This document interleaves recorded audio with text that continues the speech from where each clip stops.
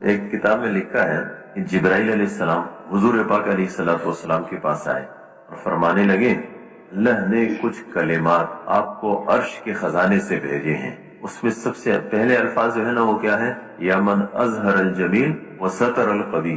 شیخ الحدیث مولانا زکریا صاحب رحمۃ اللہ علیہ جنہوں نے فضائل اعمال لکھی ہے، یہ مکی مسجد میں تھے. عصر کے بعد کا ٹائم تھا، لوگ آ رہے تھے، ان سے مصافحہ کر رہے تھے، وہ ہاتھ ملا رہے تھے. مولانا احسان صاحب ان کے ساتھ بیٹھے تھے. شیخ الحدیث صاحب کی زبان حرکت کر رہی تھی. وہ جو مجمع ختم ہوا نا تو اس کے بعد جو ہے وہ مولانا احسان صاحب فرماتے ہیں کہ میں نے ان سے پوچھا حضرت آپ کیا پڑھ رہے تھے؟ جب لوگ آپ سے ہاتھ ملا رہے تھے تو آپ کیا پڑھ رہے تھے؟ آپ کی زبان حرکت کر رہی تھی. شیخ الحدیث صاحب نے فرمایا میں پڑھ رہا تھا یا من اظہر الجمیل وستر القبیح. اے وہ ذات جو خوبیوں کو ظاہر کرتی ہے اور خامیوں کو چھپاتی ہے. اللہ کی ذات کیا ہے؟ خوبیوں کو ظاہر کرنے والی ہے اور خامیوں کو چھپانے والی ہے. اللہ نے میری خوبیاں ظاہر کی ہے، میری خامیاں چھپائی ہے. سب میرے ساتھ ہاتھ ملا رہے ہیں، سب وہ کر رہے ہیں. اگر میری خامیاں لوگوں کے سامنے ظاہر ہو جائے تو پتہ نہیں کوئی مجھے قریب بھی چھوڑے کہ نہ چھوڑے.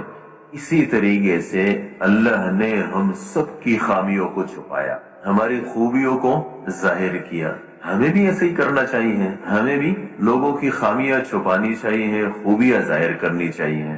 لیکن ہے اس کا الٹ. ہمارے سارے معاشرے کے اندر آپ تھوڑے سے دیکھیں، اگر کوئی آدمی الٹا کام کرے گا نا پورے کے پورے محلے میں اس کا ڈنڈورا پیٹ جائے گا، فلاں نے یوں کیا ہے. اور جو لوگ چھائیاں کر رہے ہیں اس کا کسی کو پتہ نہیں، اس لیے کہ ہمارے ہاں اس کا تذکرہ ہی نہیں. مسلم شریف کے مقدمے میں لکھا ہے کہ جس چیز کو مٹھانا ہے اس کو عدم ذکر سے مٹاؤ. ہم اچھائیوں کے مٹھانے میں لگے ہوئے ہیں، اس کا ہم نے تذکرہ چھوڑ دیا. اور برائیوں کے پھیلانے میں لگے ہوئے ہیں، اس لیے کہ جس کو بولا جاتا ہے وہ چیز پھیلتی ہے. ہم برائیاں بول رہے ہیں تو برائیاں پھیل رہی ہیں. اللہ معاف کرے، اس وقت ہمارے معاشرے کے اندر کیا خیال ہے؟ اب جو ہے نا وہ خبریں اٹھا کے دیکھ لیں. مثال کے طور فلاں جگہ قتل ہوا، فلاں جگہ زنا ہوا، فلاں جگہ اتنے قتل ہوئے، فلاں جگہ اتنی چوری ہوئی، فلاں جگہ اتنے کرپشن ہوئے. اس سے ہماری خبریں بھری ہوئی ہیں، اس سے ہمارا معاشرہ بھی بھرا ہوا ہے، اس سے ہمارا تذکرہ بھی بھرا ہوا ہے. باہر ملکوں میں ہمارے ملک کے بارے میں جو تذکرہ ہوتا ہے وہ برائی کا ہی ہوتا ہے، اس لیے کہ یہاں سے جانے والی ساری کی ساری خبریں برائی کی ہیں. ایسا نہیں ہے. کیا ہمارے معاشرے کے اندر ایسے لوگ نہیں ہیں جنہوں نے ملازمت کی اور ابتدا سے لے کر انتہا تک نہ انہوں نے کرپشن کی؟ اور ایسے لوگ ہیں جنہوں نے اپنی جانوں پر کھیلا، لوگوں کی زندگیاں بچائی. اس کا کوئی تذکرہ نہیں. جس نے اپنی ساری نوکری صحیح کی اس کا کوئی تذکرہ نہیں. یعنی خوبیوں کا تذکرہ نہیں ہے، خامیوں کا تذکرہ ہے. اللہ کا حکم ہے، اللہ کا حکم ہے وَلَا تَجَسَّسُوا. فرمایا دیکھو جاسوسی مت کرو. جاسوسی کسے کہتے ہیں؟ لوگوں کے عیب کے پیچھے پڑنا. یہ کیا کر رہا ہے؟ اس میں تو ہماری زندگی لگ رہی ہے. غیبت کیا ہے؟ غیبت یہی ہے نا کہ بھئی کسی کی برائیاں ہیں اور آپ وہ موجود نہیں اور ڈنڈورا پیٹ رہے ہیں. اور دوسری بات یہ ہے کہ بہت ساری غلطیاں ہوتی ہیں. یعنی ایسا نہیں ہوتا ہے کہ ہم کسی کی بات سنتے ہیں اور بغیر تحقیق کے آگے پہنچا دیتے ہیں. اس شخص کو حضور صلی اللہ علیہ وسلم نے کیا فرمایا؟ فرمایا کفا بالمرء کذبا ان یحدث بکل ما سمع. فرمایا انسان کے جھوٹا ہونے کے لیے اتنی بات کافی ہے کہ ہر سنی سنائی بات کو آگے پہنچائے. ہم کیا کہتے ہیں کہ ہمیں تحقیق کی کیا ضرورت ہے؟ بھئی جب آپ کو، میں نہیں کہتا کہ آپ کو تحقیق کی ضرورت ہے، لیکن آپ کو آگے پہنچانے کی کیا ضرورت ہے؟ کس نے آپ کو کہا کہ آپ کے اوپر برائی سنو تو اس کا آگے پہنچانا آپ پر فرض ہے؟ نہ فرض ہے، نہ واجب ہے، نہ سنت ہے، نہ مستحب ہے. بلکہ ایسے شخص کو حضور صلی اللہ علیہ وسلم نے مکار دوست فرمایا اور اس سے پناہ مانگی ہے. اللہم انی اعوذ بک من خلیل ماکر. اللہ میں تیری پناہ مانگتا ہوں مکار دوست سے. کون ہے مکار دوست؟ فرمایا ان رأى حسنۃ دفنہا. اگر نیکی دیکھتا ہے تو چھپاتا ہے. وَإِن رَأَى سَيِّئَةً أَفْشَاهَا. اور اگر برائی دیکھتا ہے پھر اس کا ڈنڈورا پیٹتا ہے. اس لیے میرے محترم دوستو، بھائی اور بزرگوں، ہمارے اسی معاشرے کے اندر ایسے لوگ ہیں اور ایسی نیکیاں کر رہے ہیں جس کا کوئی تصور بھی نہیں کر سکتا.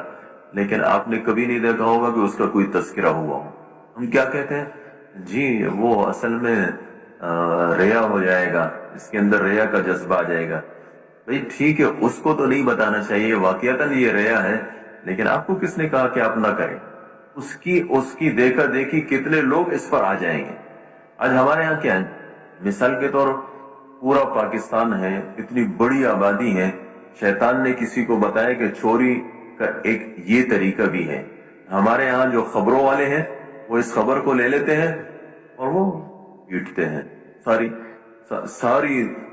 سارے پاکستان میں جتنے چور ہیں نا، ان سب کو پتا چلتا ہے ایک چوری کا نیا طریقہ بھی نکلا ہے، اس طریقے سے بھی کیا جا سکتا ہے.